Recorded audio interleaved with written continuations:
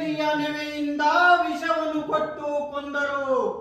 ನಿನ್ನನ್ನು ಕೊಂದು ರಾಜ್ಯ ಅಪಹರಿಸಲು ಯತ್ನಗೈಯುವನು ಆ ಪಾಪಿ ನಿಂಬಯ್ಯ. ಎಚ್ಚರಿಕೆಯಿಂದಿರು, ತಳುಹಿದರೆ ಮಹಾಪರಾಧವಾದೀತು. ಬಸವಯ್ಯ, ಬಿದನೂರು ಸಂಸ್ಥಾನವನ್ನು ಇದ್ದು ಪಾಲ್ಗೈಯದಿರು, ಸತ್ತು ನಿಂಬಯ್ಯ ಗೀಯದಿರು ಎಂದು ಹೇಳಿ ಮಾಯವಾಯಿತು. ಅಯ್ಯೋ ಅಯ್ಯೋ ಅಯ್ಯೋ ಅಯ್ಯೋ ಮಹಾರಾಜನೇ, ನಿನ್ನ ಬಳಿ ನಾನಿದ್ದರೂ ಇಲ್ಲದಂತಾಯ್ತು. ನೀನು ಮದ್ದಲು ಒಲ್ಲೆನೆಂದರು ನಾನೇ ಬಲವಂತದಿಂದ ಕುಡಿಸಿದರಲ್ಲ.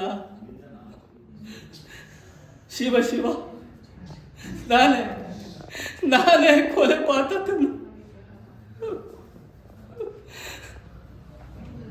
ಬಸವಯ್ಯ, ಕ್ಷಮಿಸೆನ್ನ. ನೀನು ನನಗಿಂತಲೂ ಜಾಣ್ಮೆ ಉಳ್ಳವನು. ನನ್ನ ಈ ಮುದಿ ಮೆದುಳಿಗೆ ಕಪಟ ಬರೆಯುವ ಶಕ್ತಿ ತೊಲಗಿರುವುದು. ಅದು ಆಯಿತು. ಇನ್ನು ನಾವು ಎಚ್ಚರುವ ಮುನ್ನ ಅವರೇ ಎಚ್ಚರಗೊಂಡು ಕೆಲಸ ಕೇಳಬಹುದು. ಹಾವು ಮೊಟ್ಟೆ ನೋಡಲು ಹೊರಗೆ ಬಹ ಮುನ್ನವೇ ಮೊಟ್ಟೆಯನ್ನು ಸುಟ್ಟು ಬೂದಿ ಮಾಡಲೇಬೇಕು. ಹೊನ್ನಯ್ಯ, ನೀನು ನಡೆ. ನಿಂಬಯ್ಯ ಚೆಲುವಾಂಬೆಯರ ಕುಹಕ ಕೆಣಿಯದಂತೆ ಮಾಡು. ನಾವೀಗಳೊಡನೆ ಬಂದು ಕಾಣುವೆ.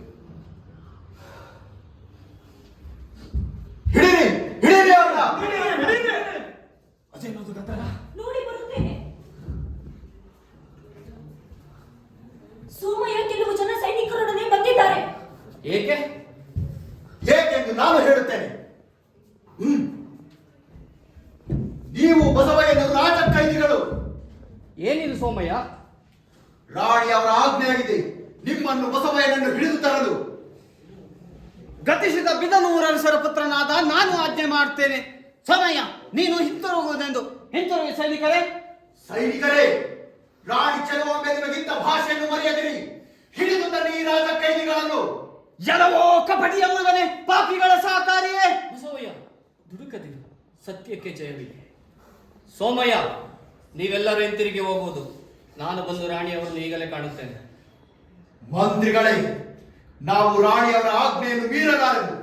ರಾಣಿಯವರ ಕಟ್ಟಪ್ಪಣೆ ಇದೆ ನಿಮ್ಮಿಬ್ಬರನ್ನು ಹಿಡಿದು ತರಲು.